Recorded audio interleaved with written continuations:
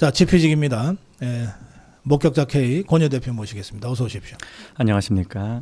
예. 저들이 트럼프 악마화를 본격적으로 하는 것 같죠?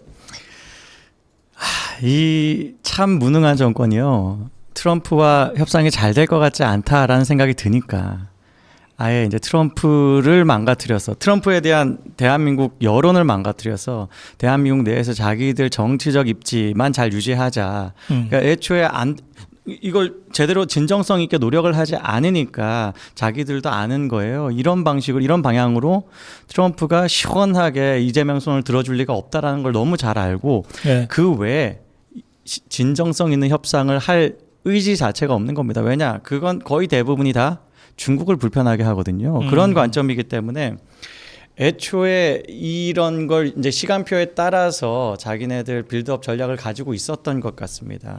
그래서 이번 이제 아까도 말씀하셨습니다만 어제 진성준 정책위의장이 네. 트럼프에 대해서 정말 충격적인 단어 사용을 했잖아요. 예의가 무도하다. 예, 무도 그건 뭐 인간으로서 돌이 넘어섰다 뭐 이런 뜻 아닙니까? 네. 그리고 예의가 없다라는 표현 이건 다 외교적으로 정말 치명적인 사실 우리가 외교적 수사라고 표현하는 것은 비판도 듣기 좋은 단어를 잘 조합해가지고 하잖아요. 근데 이 정도로 직설적으로 비판하는 거는 거의 이건 반미 성향 드러냈다라고 상대방이 느낄 수 있는 거거든요. 그거는 저 김정은이나 김여정이가 박근혜 대통령, 윤석열 대통령한테 하는 말. 너무 적절한 비유네요. 딱 와닿습니다. 예. 완전히 저 전쟁하자고 나설 때 쓰는 말이거든요. 자, 그건 그렇고 이 트럼프를 광인이라고 불렀던 김정인이를 미국에 보낸다는데. 그렇죠. 이것도 미국이 어떻게 받아들일지는 뻔히 느껴지지 않습니까? 그러니까 저는 이 지금 이재명 정권이요 슬슬 자기 지지층을 향해서 어떤 방향으로 미국을 대해야 되는지 미국에 대한 정서를 어떻게 해야 되는지를 메시지를 주고 있다고 생각을 합니다. 네. 일단 미국이랑 파탄하는 건 미국과의 이제 문제고 자기 지지층을 계속 끝까지 자기를 향한 신앙심을 강하게 유지해야 되지 않습니까? 네. 이런 사람들이 미국과의 협상이 틀어졌을 때 실망하지 않도록 그건 미국 탓이다라는 걸 느끼게 하기 위해서 일부러 조금씩 메시지도 그들에게 그러니까 진성준이 한 그 태도를 너희들도 보여라 이 온도로 따라가야 된다 이런 메시지거든요. 그런 게 느껴졌는데 이게 참 좌익 진영은요 정치와 언론과 뭐 학계와 시민사회 이게 다 한 박자로 움직이지 않습니까? 네. JTBC가 아주 노골적으로 빌드업을 보여주더라고요. 가령 이제 관세 서한이 나오니까 그걸 가지고 챗 GTP 돌려가지고 네. 그런 이게 뭐 가짜냐라는 식의 그 응답을 받았다는 걸 가지고 보도하는 건 정말 배꼽을 잡았습니다. 정말 아니 그런 이런 방식으로 기사화를 할 수 있다라는 상상 자체가 놀랍더라고요. 그렇지. 대단한. 그러니까 워낙 이걸 어떤 논리적으로 그리고 어떤 그 전략적으로 돌파할 방법이 없으니까 이 지금 트럼프를 악마화하고 싶은데. 더구나 그 기사에 보면 일본에 보낸 편지하고 앞부분이 거의 비슷하다는데 같이 보낸 건데 뭐. 그러니까 아니 방향 목적 자체가 같고 어떻게 보면 일본하고 대한민국 가지고 지금 미국과의 어떤 무역 관계에서 그리고 또 동북아에서의 역할 뭐 이런 어떤 뭐 군사적 동맹 관계 이런 것에서 다 유사하기 때문에 그리고 입장 자체가 지금 미국이 트럼프가 원하는 변화하기 원하는 방향이 똑같기 때문에 유사한 건 당연한 것이거든요. 그런 걸 지금 논평하고 있다는 게 놀랍고 제가 이제 JTBC 뉴스를 이번 주에 이제 트럼프와 관련된 뉴스를 쭉 봤는데 전부 다 악마화 기사입니다. 제가 타이틀만 좀 읽어드리겠습니다. 이 관세 문제를 이제 딱 제기를 하니까 브라질 룰라가 트럼프 같은 황제 필요 없다라고 비판한 거를 그냥 인용해가지고 보도를 합니다. 그리고 네타냐후가 노벨 평화상 후보로 트럼프를 추천한다라는 거 약간 조롱조로 이건 환심 작전이다라고 하면서 타이틀 잡아가지고 조롱조로 기사를 씁니다. 제가 과거 기사가 생각나가지고 찾아봤더니 JTBC가 이런 보도를 했었어요. 비핵화에 중요한 발걸음을 했다. 트럼프 노벨 평화상 후보로 추천한다라는 기사를 쓴 적이 있습니다. 언제냐? 2018년도입니다. 문재인하고 그 북한 평화쇼 할 때 그때 JTBC는 정말 영혼까지 다 털어가지고 트럼프를 속된 말로 뭐 어떻게 했다. 예, 예. 그 정도였거든요. 근데 지금 어떤 이란 핵무기에 대해서 실제로 비핵화를 이뤄낸 거잖아요. 수년을 늦췄다. 그런 실질적인 변화를 만든 것에 대해서 이스라엘에서 지금 노벨 평화상 지금 추천했으면 어떻게 보면 같은 맥락이지만 방법이 달랐죠. 그리고 결과는 어떻게 보면은 이건 실질을 어떤 면에서 이뤄냈고 더 효과적이죠. 예, 이란 비핵화를 외교적 방법으로 풀려고 한 20년간 노력을 그럼요. 했는데도 예. 실패했거든요. 그런데 이번에 트럼프가 한 방 날려가지고서 바로 비핵화 쪽으로 방향을 확 틀어버렸잖아요. 그러니까요. 그런 것들이 그 다음에 이어질 어떤 외교적 협상도 훨씬 더 실질적 성과를 낼 수 있는 협상으로 만들어주지 않겠습니까? 네. 그런 측면에서 뭐 이런 부분에 대해서도 우리가 같이 북한 핵을 걱정하는 입장에서 논평을 해야 되는데 JTBC는 어떻게든 악마화하고 조롱하는 쪽으로만 기사를 쓰고 있고 그 외에도 무슨 뭐 아프리카 정상에게 영어 잘한다고 칭찬한 걸 가지고 또 비꼬고 있고 네. 뭐 이런 식으로 지금 JTBC는 사소한 거 하나까지 다 영혼까지 끌어모아 가지고 트럼프를 악마화하는 기사 하루에도 3개, 4개씩 쓰고 있어요. 저는 이거 이제 아예 노골화됐다라고 보여집니다. 알겠습니다. 지금 저 무슨 청문인지 뭔지를 하는 모양인데 그 좌파 개딸들 진영 안에서도 이를테면 이진숙에 대해서는 뭐 저거 우리 사람 아닌데 우리가 끝까지 보호해야 되냐 뭐 이런 얘기들이 나온다는 거고 어차피 한두 명을 낙마시켜야 될 상황이면은 버리는 카드가 준비되어 있는 것 같다 뭐 그런 얘기도 있고 근데 어제 그저께 이틀 오늘까지 강선우의 갑질이 갑자기 막 그 폭로되면서 이게 저 더불어민주당 안에서의 일종의 권력투쟁으로 지금 비화된 것 아니냐 이런 생각도 드는데 그 부분 좀 취재하셨습니까? 예, 이건 사실 제가 퀴즈 시청자들의 퀴즈를 한번 내고 싶었어요. 지금 예. 개딸들이 가장 버리고 싶어하는 지금 장관 후보가 누굴까? 누굴까? 지금 정답 벌써 나와 버려가지고. 아, 그래요? 예, 그러면 이제 2명 중에서 누굴까를 한번 물어보겠습니다. 이진숙이랑 예, 이진숙과 강선우 중에 누굴까? 강선우 누굴까? 예. 아니 둘 다지 뭐. 그렇지 않아요. 차이가 그렇지가 있습니다. 않아요? 차이가 있어요? 있습니다. 그러니까 예. 지금 이 좌익 진영도 분파가 조금 갈라질 수도 있습니다만 그래도 제일 큰 세력은 뭐 개딸 이재명 지지층이죠. 네. 거기에도 또 코어는 또 색깔이 약간 다르기도 합니다. 그 외에 또 이제 비명도 여전히 이제 이재명 정권을 지지하는 비명도 있습니다. 네. 당연히 강선우가 아니라 이진숙에 대해서는 사실 이거 우파가 지켜야 되나라고 생각이 들 정도로 좌익들이 이진숙을 굉장히 강하게 심지어 좌익 매체들도 타이틀로 잡아가지고 이제 네. 굉장히 이제 뭐 강력한 폭로들을 하는데 가령 이제 이런 걸 가져오더라고요. 좌익 매체들은 이진숙의 4대강 사업 당시에 건축위원회 이명박 정부의 뭐 지금 건축위원회를 했었다. 거기에서 4대강에 대해서 긍정적인 회의 결과가 나온 것들 뭐 이런 것들 얘기하면서 이진숙이 한 말도 아닌 거 가지고 이렇게 해가지고 4대강에 묻혀가지고 보내려고 하더라고요. 그 외에도 가장 최근에는 윤석열 대통령의 의대 증원 문제 2,000명 증원할 때 이제 각 대학마다 몇 명 증원할지 한번 써내라 했더니 충남대가 제일 많이 써냈다. 그게 이제 이준숙이 총장이 아니었습니까? 그러니까 지금 좌익 이걸 어떻게 보면은 지금 국민의힘보다 좌익들이 더 이런 부분에 대해서는 잘 찾아내는 것 같아요. 근데 이런 걸 보면서 이거 우리가 이준숙 비판해야 되나라는 생각이 들더라고요. 글쎄 말이에요. 예, 차라리 저런 사람 들어가서 약간 엑스맨 같은 역할하면 좋겠다는 생각이 들어서 논문 이제 그만 파해주세요, 박사님. 진짜 떨어질 것 같아요, 이 사람은. 반대로 강선우에 대해서는요, 개딸 진영은 지키려고 합니다. 그러니까 정말 이 강선우의 참 폭로되는 만행들이 어떻게 보면은 갑질도 최악의 갑질 아닙니까? 어떻게 자기 어떤 사생활과 관련된 뭐 화장실 고치는 문제 뭐 이런 것까지 시킬 정도면 이건 듣도 보도 못한 수준 아닙니까? 네. 이거는 실제로 뭐 노동관계 당국에 이제 신고를 하면 처벌을 받을 만한 내용들이에요. 그런데 심지어 이 민주당에는 뭐 을지로위원회라는 걸 만들어서 을을 지켜주는 우리는 착한 정치인들이야라고 위장했던 사람들 아닙니까? 네, 예. 그런데 그 당에 지금 사실상의 당대표 대행을 하고 있는 원내대표가 강선우에 대해서 무조건 지킨다라는 메시지를 내버린 거예요. 그래요?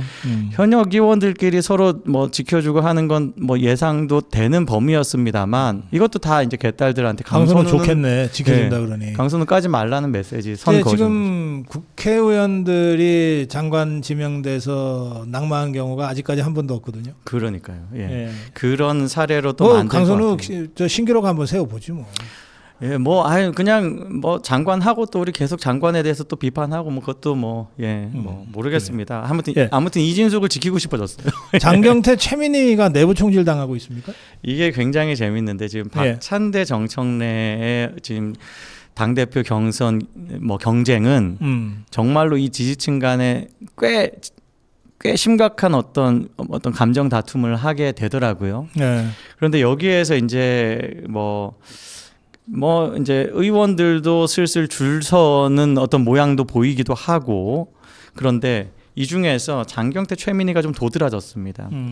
장경태 같은 경우는 이제 아예 이제 뭐 정청래 편에 서가지고 정청래에 대해서 익명으로 공격하는 사람들 그거 선거법으로 문제 삼겠다라는 식의 어떤 경고까지 했었습니다. 그러니까 이거는 지금 말하자면 이재명 지지층들이 그러고 있다는 걸 알면서도 굉장히 어떻게 보면 지금 터프하게 붙은 것이거든요. 네. 그러면 이제 그 상대방도 더 이제 험하게 이제 장경태에 대해서도 비난을 하겠죠.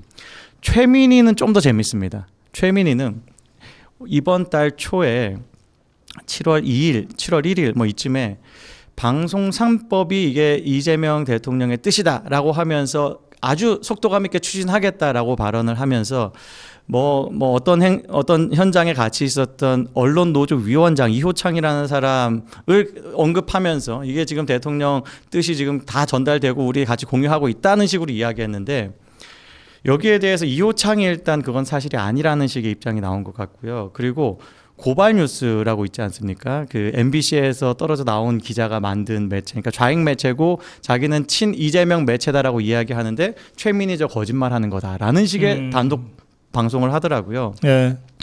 이런 걸로 지금 말하자면 이재명 지지층들이 최민희가 지금 이재명 대통령 이름 팔아가지고 자기 정치하고 있다라고 하고, 이재명은 이 방송 3법을 속도 조절을 하고 싶어하는 의중이다라는 식으로 지금 서로 간에 이야기하고 있었는데, 그것 때문에 굉장히 이제 터프하게 붙었습니다. 또 그건 또 왜 그럴까라고 또 고민을 해보니까 방송 3법 이재명한테는 이제 필요 없잖아요. 대권도 잡았으니까. 이 지금 말하자면 자기 상대방이 정권을 잡았을 때 그걸 견제하기 위해서 국회의 힘과 시민사회 힘을 더 키워서 이사를 늘리려고 했던 법이니까 대통령이 되고 나서는 필요가 없지 않습니까? 그런 의중을 말하자면 이상호라든가 뭐 이런 사람들이 지금 대변을 해가지고 했는데, 최민희가 그걸 이제 이렇게 이야기를 하니까 지금 그 내부에서 분열이 상당히 크게 벌어졌습니다. 그 과정에서 최민희가 자기를 비판하는 사람들이 내가 정청래를 지지하기 때문에 비판하는 식이다라는 식의 또 언론 플레이도 하는 거예요. 그러면서 완전히 지금 엉망이 됐습니다. 이 좌익 진영이. 이걸 우리가 좀 더 재밌게 또 지켜보면서 좀 활용할 수 있겠다라는 생각을 했습니다. 예. 자, 마지막 주제는 국민의힘입니다. 그 윤희수 그 혁신위에 어제 대국민 사과문이 나왔어요.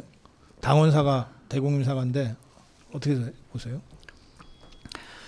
언제까지 할지 모르겠습니다. 그러니까 얼마나 윤석열 대통령에 대해서 부정하고 비난하고 칼 꽂아야지 직성이 풀릴지 많이 했잖아요. 심지어 윤희숙이 여의도 연구원장으로 비대위 시절에 임명이 됐을 때도 했었습니다. 아니 언제쯤 끝나는지 모르겠어요. 이걸로 지금 지지율 올라가고 있는 거 맞습니까? 너무나 아까도 이제 말씀 잘해 주셨는데 윤석열 대통령이 참 그 옥에 갇힌 상황에서도 지지율을 끌어올릴 정도로 말하자면 우파의 정신을 하나로 묶어내는 그런 어떤 전선을 형성할 힘이 있었는데 거기에 싸움을 하지 않고 계속 내부 총질만 하다 보니까 이렇게 지금 점점 더 이제 10% 이제 정말 한 자릿수가 걱정될 정도의 국민의힘 상황이 나오지 않습니까?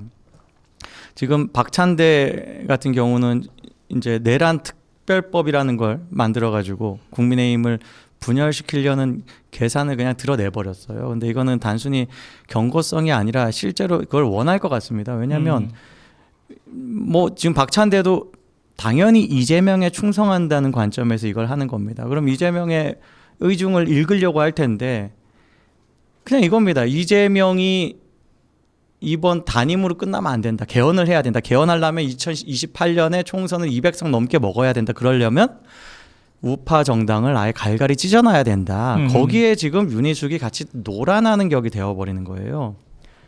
그런 똑같은 일을 지금 안철수나 조경태 그리고 그 외에도 참 많은 의원들이 계속 그 어떻게 보면 자해만 하면서 자해를 하면은 좀 우리도 용서해 줄까 뭐 이런 식의 생각으로 지금 정치하고 있는 것 같은데 정답은 장동혁이 어제 보여준 것 같더라고요.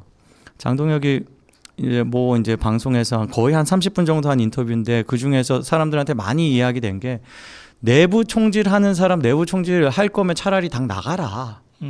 당신들이 나가면 되지 않냐. 그렇게 목소리 내주니까 굉장히 고맙더라고요. 그래요? 예. 장동혁이도 내부 총질 한참 했었는데 한동훈이 똘마니 노릇하면서 그러니까 그런 서사가 있기 때문에 오히려 그들에게는 더 긁히죠. 한동훈 쪽 사람들도 긁히죠. 사실은요. 지금 정말 너무 좋은 지적을 해주셨는데 장동혁이 자기 반성을 더 진솔하게 하면 내부 총질하지 말라는 말이 더 힘이 실릴 겁니다. 반성은 제대로 한 적이 없어요. 그냥 예. 구렁이 담 넘어가듯이 슬그머니 한동훈이 쪽에서 떨어져 나오더니 맞습니다. 뭐 지금 무슨 당 대표 출마한다고 그러는데 저는 그런 자들을 용서할 수가 없어요. 맞습니다. 그래서 그러니까 용서를 예. 받으려면 그야말로 진심이 담긴 사과를 공개적으로 해야 돼. 정치인은 공개적으로 하는 거 아닙니까? 그렇죠. 직원들끼리 몇 명 모여갖고서 내 그때 좀 아무래도 잘못 생각한 것 같아. 이러고 넘어가요? 윤석열 정권이 정말 아무것도 할 수 없는 상태로 만든 건 민주당이 아니라 국민의힘이잖아요. 네. 그리고 그 국민의힘에서 그 역할을 했던 사람이 장동혁이기 때문에 남에 대한 비판하기 전에 자기 반성을 더 정말 진솔하게 해야지 비판도 먹히고 그래야지 공동체가 사는 길이라고 생각을 합니다. 예, 마무리 한 말씀 듣겠습니다.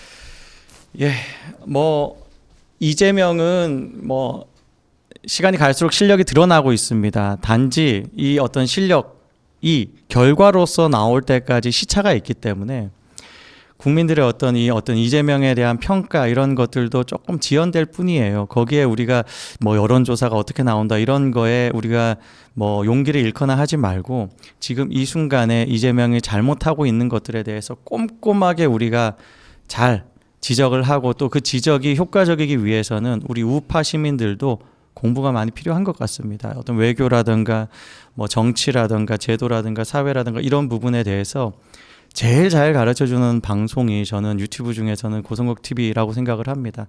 우리가 이럴 때일수록 사실 조금 쉽게 뭐 젊은 층들 표현으로 도파민 터진다, 안 터진다, 뭐 이런 이야기 할 수 있는 지금 상황은 참 안 터지는 시점이거든요. 이럴 네. 때일수록 우리가 진지하게 공부하는 자세 그리고 그 다음을 준비하는 자세가 필요하다 생각을 합니다.